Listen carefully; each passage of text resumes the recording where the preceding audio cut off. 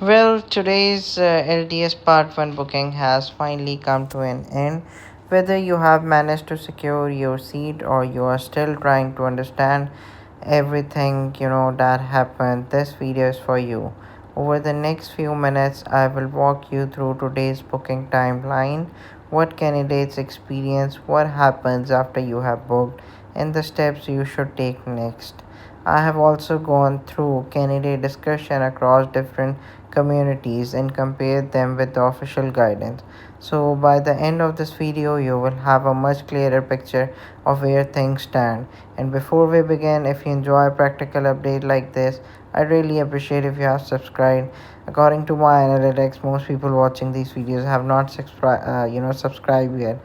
So now let's rewind and look at how today's booking unfolded. So today's booking, looking at today's timeline, the process started well before 9 o'clock.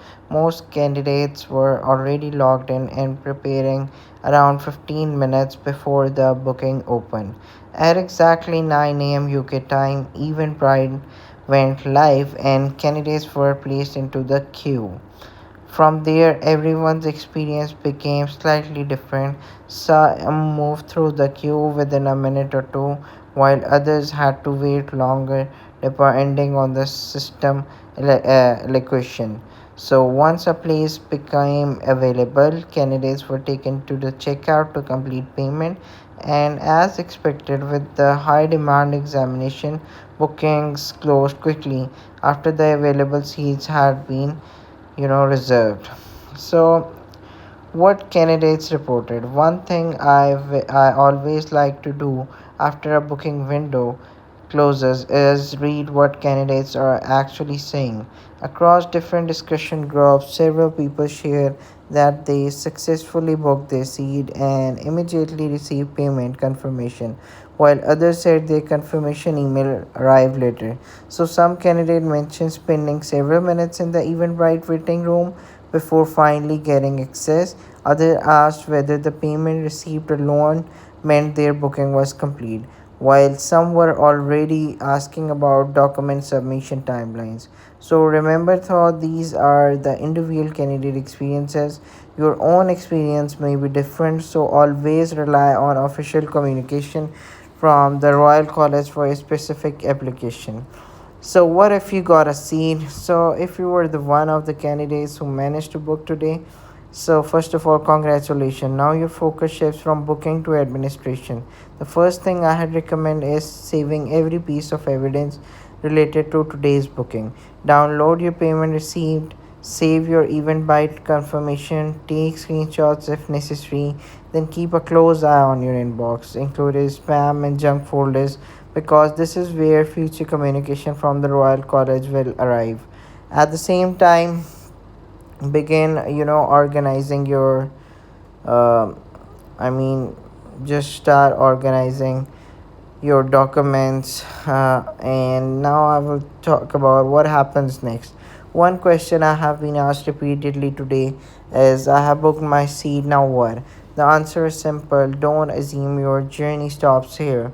Booking your seat is the only the first milestone.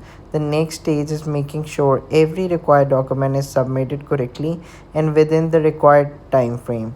Follow every instruction that comes from the Royal College. Keep checking your email regularly and avoid relying on rumors from social media.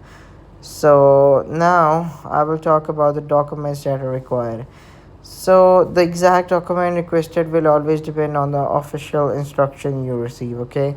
But generally, this is the stage where you should start preparing everything in advance. That includes your passport, your dental degree, any required registration, or comparability documents, English language evidence if applicable, and proof of your professional standing where requested. I mean, you need a IELTS or ORE. My advice is, don't wait until the deadline. Create one organized folder today and start collecting everything now. The most common question I saw today was, I have booked my LDC. Now, what exactly do I send? The first thing is, just don't panic. Wait for the official communication, because that is what tells you exactly what needs to be submitted.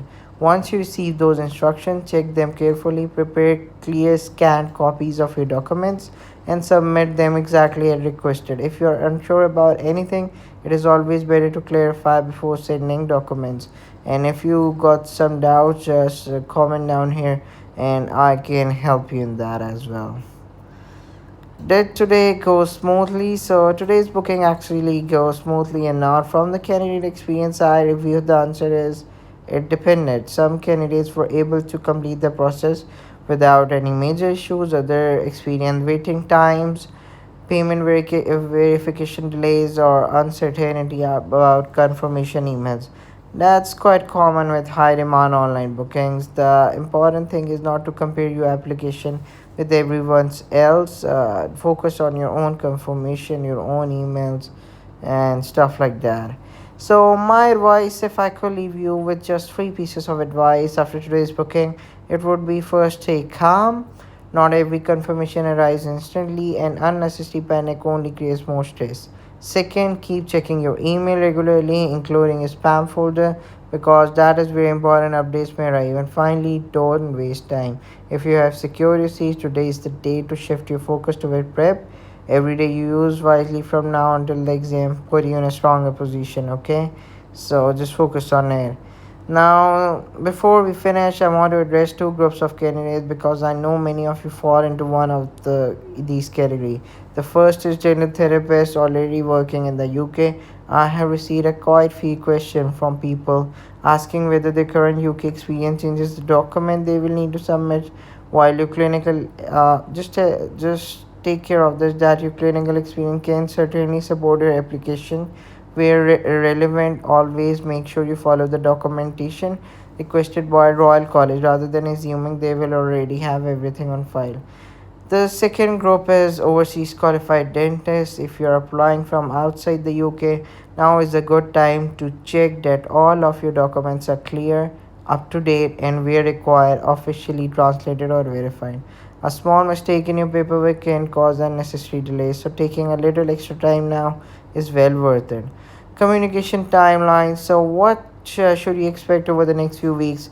Since you have only 71 days left, immediately after booking, you will normally have your Eventbrite, payment confirmation. After that comes the document submission stage where you will need to send the required documents according to the official instruction. The Royal College will then review those documents before confirming the next stage of your application. The exact timeline can vary from candidate to candidate, so don't compare your progress. So, if another candidate receives an email before you do it, does not automatically mean there's a problem with your application. Just keep checking your inbox regularly, including your spam folder. So that brings us to the end of today's update. If you managed to secure your LDS Part 1, see today, congratulations. I genuinely wish you the very best with your preparation. And if today did not go the way you hoped, don't lose motivation. Every booking window teaches candidates something. Over the coming weeks, I will be covering document submission, LDS preparation strategies, ORE updates, booking changes, and practical guides that can help dentists navigate the UK registration process.